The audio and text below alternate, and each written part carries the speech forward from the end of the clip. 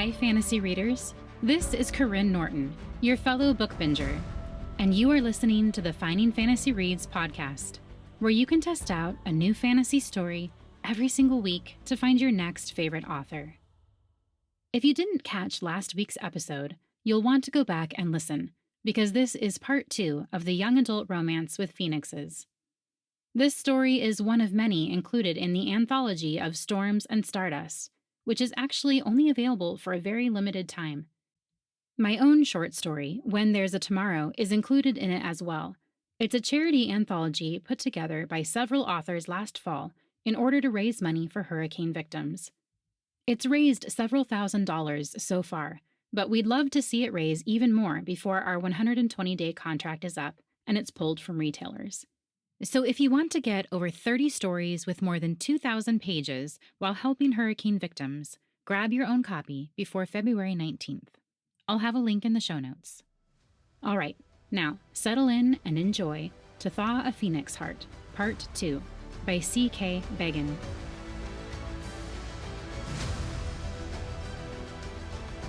Chapter 7. Era. For the last time, he's not my boyfriend. Era's knuckles turned white as she gripped her walking stick tightly. Of course not. He's just a boy you spend half the day with. Maybe if we put on the play, he could be the Romeo to your Juliet. I'm sure the two of you would have excellent chemistry. Even as she felt her face heating from his teasing, Era groaned in frustration. I don't like Devlin that way, okay? Methinks the lady doth protest too much. As Mason continued to laugh at her discomfort, the door to the library flew open. At first, he didn't notice, but Era's head immediately snapped toward the silhouette in the doorway, her heart pounding. Why did the library suddenly smell like smoke? Can I help you? She asked, nearly stammering. The figure gave no reply. Devlin. As he wheeled toward the gray roofs of the old zoo, Devlin cried out in frustration. Ribbons of smoke twined upward from the valley, too thick and dark to be that of the fireplace he'd seen in the library. He was too late. Before despair could get the better of him, he forced himself to think. He couldn't stop his father, but it didn't mean there weren't survivors to help. Pinning his wings back, Devlin dove through the fierce winter winds, the cold no worse than that of the air cushioned between his feathers. He was an ice phoenix. He did not yield to winter, just as he would not yield to his father any longer. As he landed, he saw it, the orange and yellow flames licking the top of the library. All those old books were no better than tinder now. He cursed himself as he halted before the door. Cyril had blocked it with a heap of heavy scrap metal. Devlin would need hands for this task. As he summoned his human form back to the fore, tightness formed in his throat. The only reason to block this door was if someone was inside.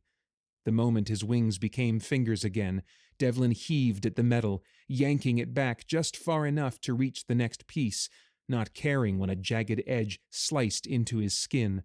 Blood trailed into the packed snow as he worked, the smoke turning black as night as it billowed higher. In the distance, he heard human voices shouting. Was there a fire in one of the other buildings? Devlin tried to shut out their yells. He couldn't afford to split his attention. When a path to the door appeared at last, Devlin reached out before snapping his hand back with a hiss. The metal handle had burned his palm. Wrapping both the injured hand and door handle in ice, he pulled again, his fingers slipping as ice became water, then singing with pain as they felt the pervasive touch of heat. Still, Devlin yanked on the door. It didn't budge. Cyril had soldered it shut. Closing his eyes, Devlin searched his fragmented memories for the right spell. Only now, as he grasped for answers, did Devlin realize how little Cyril had taught him. All Devlin knew was how to influence weather, to gather massive storms that would devastate the surviving humans. Summoning all his power, he wreathed the door in ice, pouring more energy into it as though orchestrating a cold front, until even the fire within was no match. His head was beginning to spin. When he could not make the door any colder, Devlin kicked with all his might. The door shattered as fire exploded into the open air. Devlin tumbled backward as smoke and flames shot out. He coughed, rolling forward onto his hands and knees. As the smoke poured into the frosty air, he saw them. Two prostrate forms, collapsed just on the other side of the door. They'd tried to get out before the smoke overwhelmed them. As Devlin crawled forward, his jacket caught on the shards of scrap metal. He had to reach them, but the heat was too intense for this human-like form of his. Faster than he'd ever shifted before, he returned to his phoenix form. Summoning a barrier of ice crystals and snow around him, Devlin dove forward into the burning building, his wings compressed to keep his trajectory as low as possible. He could barely see anything now. He aimed his claws for the shadows below him, seizing clothing. It wasn't enough to gain purchase. Devlin tried again, this time grabbing hold of cloth and flesh together. He beat his wings, aware of the rebound of the flames that would chase him.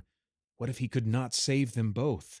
He dropped the first body just beyond the door, then dove back in. The second shadow was lighter. His heart plummeted. What if it's Era? Devlin flew like a diving falcon, his wings pressed tight as he darted through the door a final time. Only when he set this lighter human down, a little further from the burning library this time, did he dare to look. Era, the girl who'd climbed the ridge in a blizzard to light the supply team's way home, lay motionless in the snow. As he landed beside her, Devlin used his beak to roll her onto her back. He turned away from her only long enough to do the same for the librarian, dragging Mason further from the flames and smoke still billowing through the open door. The librarian's jacket bulged strangely. Devlin had the sneaking suspicion Mason had stuffed his clothing full of books, as if he would be able to save them. He couldn't even save himself.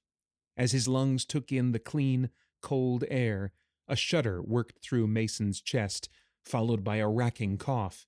The librarian's eyes flew open as he coughed more violently, gasping for breath. Hope seizing him, Devlin turned toward Era, expecting her to do the same. A scream pierced the cold air. "Another one! There's another one!" That busybody Mar stood up on the slope, one hand tied on the guide ropes and the other pointing accusingly at him. Of course she would be here even now. With a cry, the ice phoenix beat his wings, his vision blurring as the humans approached. They held bricks and stones in their hands, raised as if to lob them. One of them was the chef who had given him extra food every morning since his return from the supply run. Humans. His father was right. They were the wickedest creatures the earth had ever produced. Why couldn't they see he'd helped Era and Mason? Did they think two unconscious mortals had made their way out of a burning building by themselves? His vision continuing to haze, Devlin took to the sky. He tried to push the people of the habitats from his mind and focus on the task at hand, stopping Cyril. As he flew over the remnants of the zoo, he wound around the pluming smoke pouring from the gathering house. The surviving humans assembled by the man-made lake, dark specks in a snowy landscape. Chapter 8. Devlin. As Devlin landed beside the broken pier, he returned to his human form, his shoulder blades flexing as he adjusted to the absence of his wings. His arms ached from hours of flying, passing fire after fire like a trail of breadcrumbs leading him through the ruins of Cleveland. The vivid colors of a polluted sunset caressed the horizon.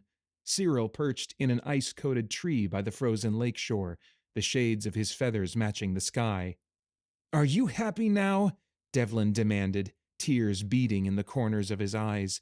"You've destroyed something in every settlement in this city. What's next, Dad? What other lives do you want to destroy?" "As if it's much of a life," his father replied in Phoenix speak, his avian eyes sharp. "They're just clinging to the bones of their old civilization. It was never going to last. Look at them. They live miserable lives, scraping by one winter after another, falling prey to insects and diseases in the summer. We're putting them out of their misery, son. Destroying the final humans is the kindest thing we can do for them." Can't you hear how cruel you are? Devlin's hands curled into fists, useless against a fire phoenix, but try as he might, he could not unfurl them. Destroying them isn't the answer. It's the only answer. Letting this world return to what it once was, before the humans ruined it, is the only way to bring the true immortals back. And you think the humans are living in the past? What about you? What if this world doesn't need more immortals? What good would they even do? I know the stories you told me, that they gave their lives to save what was left of the planet. Well, maybe they should have done something sooner, before things got that bad. Maybe it's their fault just as much as the humans. Cyril's beak clicked. You don't know what you're talking about. It's your fault too, Devlin said more quietly. You're responsible for making this world worse, and for what you did to me. Is this even what the Immortals asked you to do? Because this isn't a mission, it's a curse. Don't you dare speak of the Immortals that way. You're right, Dad. They must be pretty special to make them worth all this, Devlin laughed, all the harshness of winter clouding his voice. I hope they are. I hope they're worth you making me into an emotionless killing machine. The humans have to die, Cyril's wings ruffled. Do you want to live like this, cursed to be born and reborn into a half-dead world? Where is your sense of justice? When all the humans are gone, we will have peace at last. The humans need to pay for what they've done. What you're doing is wrong. I won't help you any more, Dad. Then stay out of my way. I won't do that either. In a burst of flame, Cyril was upon him, giving Devlin no time to shift. Devlin raised his arms to shield his face from the digging talons. As his arms elongated into wings, pain burned through him. One of the talons had rent through his still-forming wing. Bleeding heavily, Devlin shot toward the gold-rimmed clouds. He collided with Cyril as he jetted skyward, the whip of frosty air stealing his screech of pain.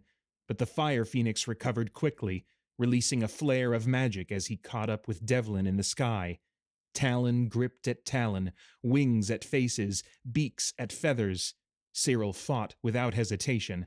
In the blink of an eye, Devlin found himself on the defensive, trying to put space between himself and Cyril's relentless onslaughts. Desperate, Devlin threw shards of ice off his wings and broke free at last, ascending higher. Cyril followed, snapping at his son's ice blue and white tail feathers. Devlin climbed higher still, where the last light of day did not reach, into the high, toxic clouds that still carried the remains of factory smoke and radiation, of wildfires that had torched so much of the world. In this murky air, Devlin found his advantage at last. The air was cold here, colder still as he climbed. Cyril's ascent slowed, widening the gap between them. Devlin used that cold to form a dozen more hard daggers of ice, leaving them dancing at the tips of his feathers. But his father was too smart to fall for that trap. He turned, pointed toward the fragile humans below. This time, Devlin followed, bringing with him a shower of ice shards. His father twisted in the dark sky, a cyclone of fire that melted the ice daggers, all but the two that nicked his neck and wing. The sight of Cyril's blood had Devlin's heart dropping into his stomach. He couldn't do this. He couldn't destroy his own father. But that moment of weakness was the opening Cyril needed. Cyril exploded upward, locking his claws in Devlin's. I won't have you disobey me like this again, Cyril said in phoenix speak, dragging his son along with him through the yellowed clouds. We have a mission, son. Better to end it and start over than lose you like this. Devlin's eyes barely had time to widen before it began. His father burned so brightly it seared Devlin's vision. In moments, he was blind. Their talons locked too tightly for Devlin to escape. Both fire and ice phoenix plummeted toward the earth like twin comets, a trail of ice and flame weaving behind them. His father was burning up, and he was taking Devlin with him. Not far from the old zoo, they landed in a burst of snow that fast became sizzling water and steam. As the flames sputtered out, the body of one phoenix crumbled to ash. The other, his feathers charred black, barely hung on to life. His chest rose and fell in hard gasps.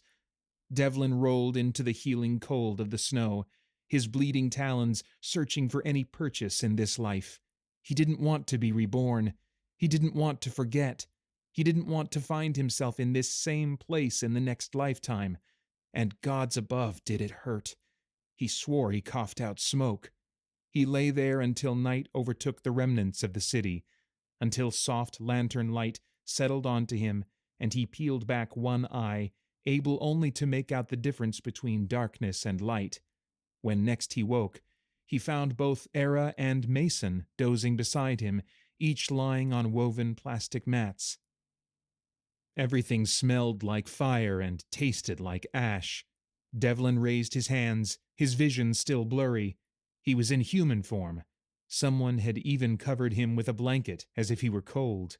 Above them, the burned-out roof of the gathering house gaped, open to a scanty array of stars. Devlin sighed. It's over. It's finally over. He closed his eyes and tunneled into his broken memories, little bubbles of what once had been crystallized within his dreams. Though it made his chest ache, seeing all he had lost, it soothed him, too. Chapter 9. Devlin. When morning came, Era's mat was empty, Mason was still wheezing in his sleep, and Devlin found he could not make audible sounds. He thanked the nurturers for the soup they brought him with little more than a sigh. Despite the fire crackling in a hastily made pit in the room's center, it was cold enough to see their breaths. Most of the food supplies survived, Mason said from beside him, startling Devlin. The librarian yawned loudly as he rolled onto his side. Devlin nodded in acknowledgement. We dragged them out of a burning building like idiots, Mason continued, offering him a half shrug. Or maybe that was foresight. Who knows? You can never guess what the rest of winter will bring. Die now or die later, I suppose.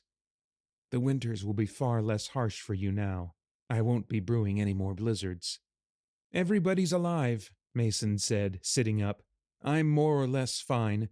Era's managing. Apparently some mutant turkey dragged us out of the burning library.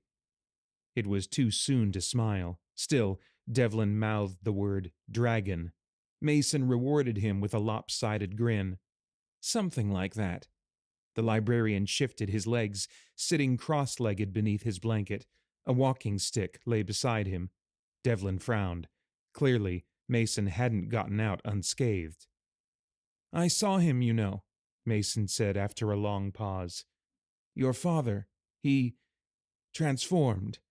I saw what he was. Era did, too. The thing is, I'm not sure anyone would believe us if we told them. Again Mason hesitated, releasing a cloud of breath. I saw you, too. Devlin's entire body tensed, while Mason's words dissolved into a coughing fit, more after-effects of the fire. As you were flying away, I thought I was hallucinating.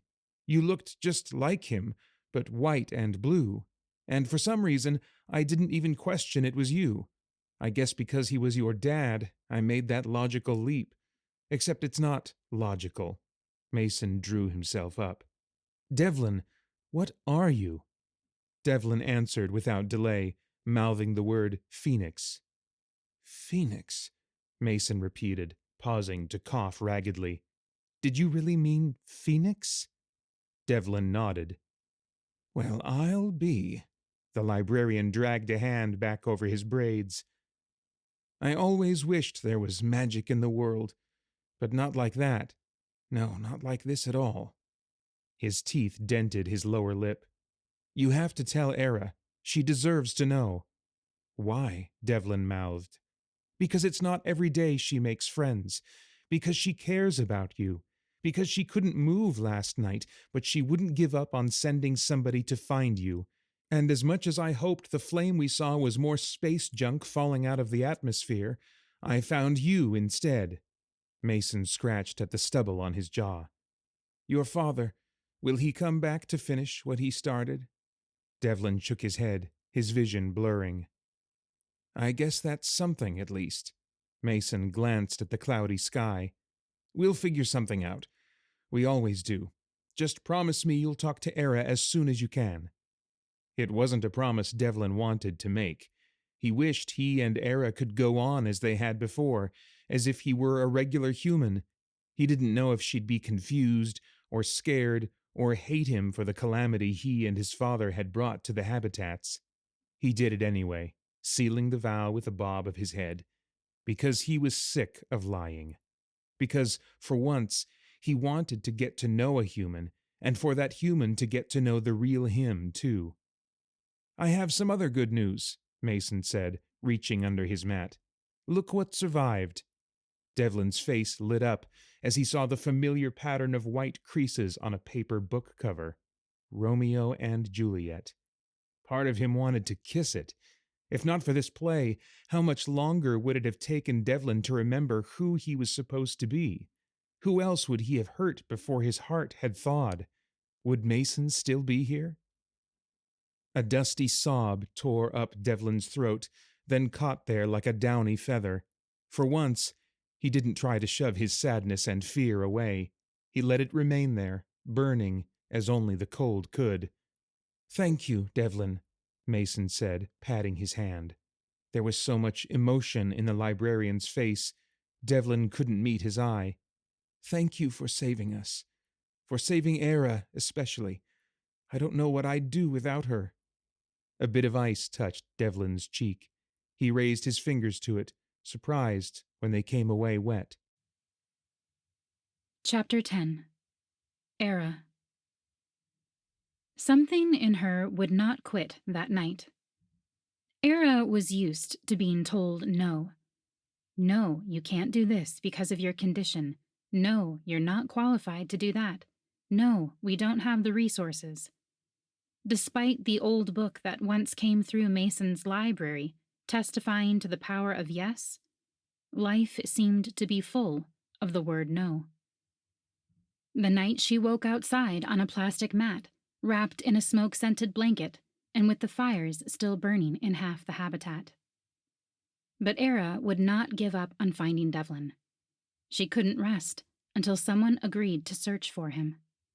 By the time the streak of flame fell just down the road from the habitats, Mason and 3 others from the supply team were already dressed to venture out into the freezing night, leaving Era to sit with the ashes of what they'd salvaged, worrying that they'd lost one more irreplaceable thing. The people of the habitats would rebuild. Maybe it wouldn't be as good as before, but they'd adapt. They always did. But something told her she could not adapt to losing Devlin, to losing someone else again. She thought of that fear as she and Devlin now shuffled through the ice-encrusted snow, shoulder to shoulder, saying nothing as they circled the man-made lake with twin walking sticks. She thought of it when, noticing the chatter of her teeth, Devlin removed the patchwork cloak he'd been given and put it over Era's shoulders. Mason said Devlin's clothes were in burned tatters when they found him, yet he wasn't frostbitten at all. "I don't mind the cold," Devlin assured her when she tried to return his cloak, his voice still breathy and, she had to admit, even more alluring than before. "I don't even feel it." She furrowed her brow at that, but did not ask him how or why. Mason had already warned her Devlin had something to tell her. Would she be ready to hear what he had to say? Was she ready to admit that everything she'd seen the night of the fire had really happened? Era's new walking stick, little more than a rough branch for now, thunked along beside them, saving her from slipping on all the ice as her heart rate climbed in anticipation. The fires left a glaze over everything as the temperatures dropped and the melted snow refroze. It had been a treacherous week, with plenty of slipping and sliding as they raced to rebuild, and it had left her woozy and exhausted. She yawned loudly. Earlier this morning, a team from the old market settlement had arrived to help. Their aid didn't come free. Nothing did during the dark days of winter, Once the habitats were secure, its people would return the favor, helping with repairs or supply runs for the old market. Era was even going to get her chance to design a building on her own. After seeing the repurposed habitat she brought Devlin towards now, the old market team requested her specifically. A soft smile on her face, she urged Devlin to turn in that building's direction. When he raised his head, his eyes briefly met hers before skipping away onto the building. She wondered what he thought of it. Half rough-hewn boards and tarps, and half original construction. 3 of the glass panels at the front were still intact. "It looks untouched," he said slowly. "By the fires, I mean." Cyril probably didn't know it was worth anything. Era raised her chin, allowing a touch of pride to creep in. This was the first project I tackled on my own. It needed a lot of work. I mean a lot. My dad was still alive then, but he told me I was responsible for it. He wanted to test my capabilities. Or maybe to give me the confidence to go on after he had to leave us. I don't know. I always think he must have known he was sick back then. Devlin's gaze stayed resolutely ahead. Maybe she shouldn't have mentioned their fathers. She still didn't know what had happened to his, or how and why Cyril had done what he did. Just that he was gone. She hitched up a shoulder. Anyway, this project was mine, and it slept more than 30 people last night. No one wanted to light the stove after what happened, but we got it going early this morning, and it's all working fine. The lights aren't usable, but it's warmer in there than the gathering house was with its generators. He still wouldn't meet her eye. "Devlin, we're phoenixes," he said, his eyes still fixed on the patched-up habitat. His gaze followed the gentle twirl of smoke up from the metal flume. "What you saw, when you saw my father, you weren't hallucinating. We're the last immortals, more or less. The true immortals died when the planet nearly did. They gave their lives to save what was left, and in return, they asked us to rid the world of humans. At least, that's what my father said they wanted. I don't really know what's true. He hated humans so much, I'm not sure I believe anything he ever told me now." Era's jaw loosened, though her lips remained tightly sealed. She hadn't wanted to think about it. Cyril cornering her and Mason in the library. The way her heart pounded so hard she could barely breathe. And then the smoke, as Cyril burst into that beast. The creature that should have been beautiful, but was terrifying instead. Somehow, even before he soldered the door shut, she knew it was going to be their end. But it hadn't been. Despite the odds, they'd survived. Because of Devlin. Because of a phoenix. "Your father?" she began, her voice carrying the question. "Gone. We're safe from him. For a good while, anyway." After a silence stretched between them for too long, Era said, "So, I take it you were the mutant turkey." Devlin cocked a brow. "I prefer Ice Phoenix." As her laughter bubbled up, it sounded strange to her, like it should have belonged to someone else. Era couldn't remember the last time she'd laughed this way. In that moment, she felt acceptance settle into her being, acceptance of the loss they'd suffered, of the pain, of the supernatural, acceptance of Devlin, too.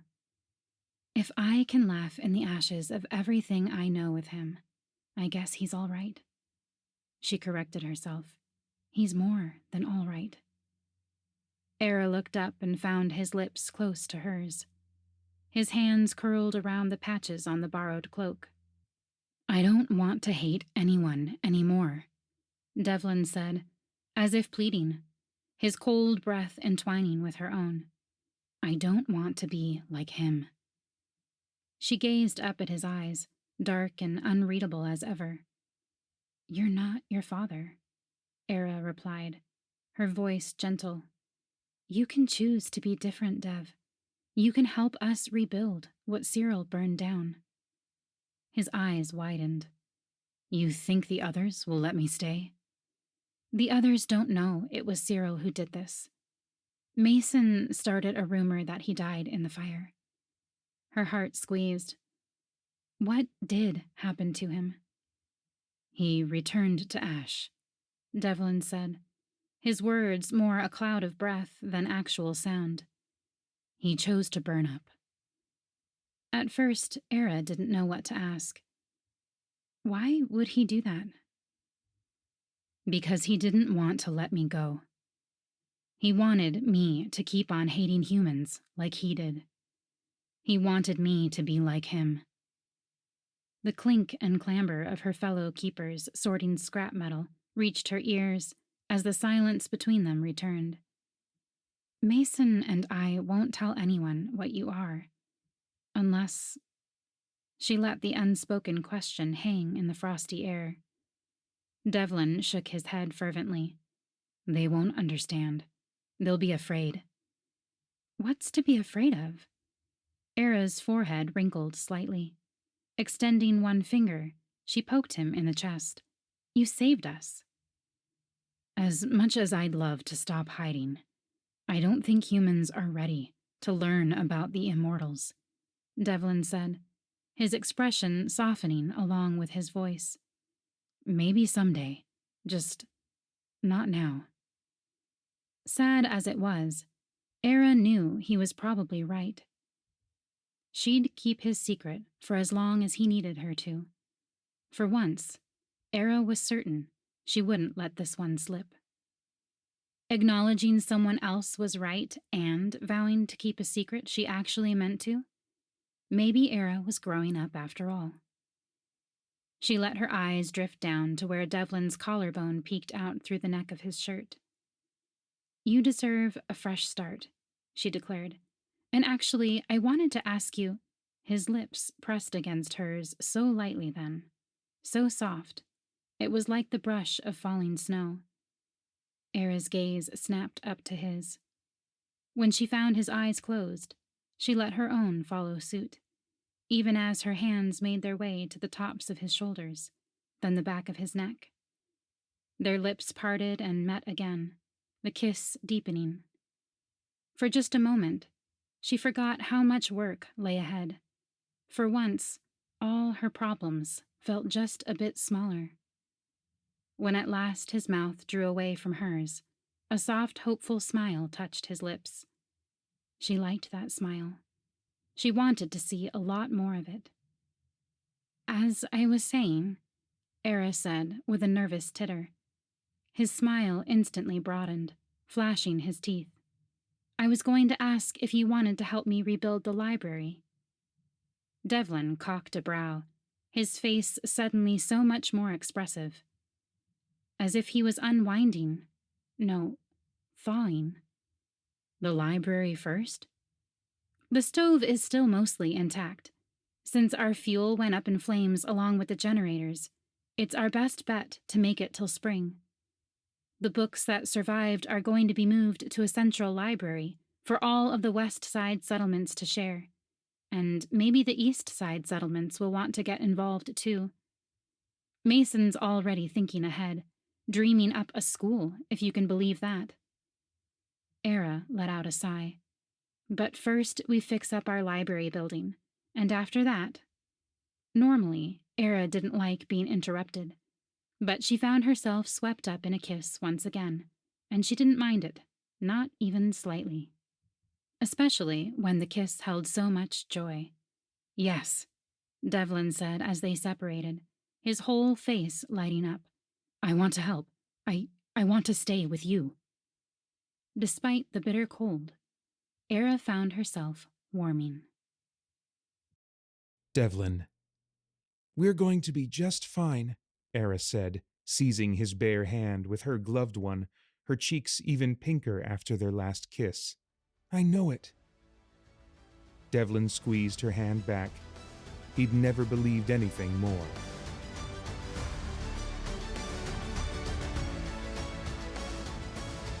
I hope you enjoyed listening to Thaw, A Phoenix Heart Part 2 by CK Beggan, narrated by Karyne Norton and Paeter Frandsen of Christian Geek Central.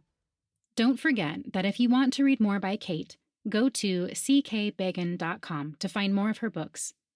She's careful to categorize her books as YA, No Spice Adult, and Spicy Adult, so go pick your poison.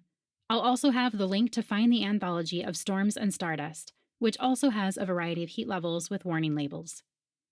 If you enjoyed listening to Paeter narrate the story, you might also enjoy listening to his audio dramas at spiritblade.com or his podcast, Christian Geek Central, where he discusses movies, video games, and all things enjoyed by self-proclaimed geeks from a Christian worldview.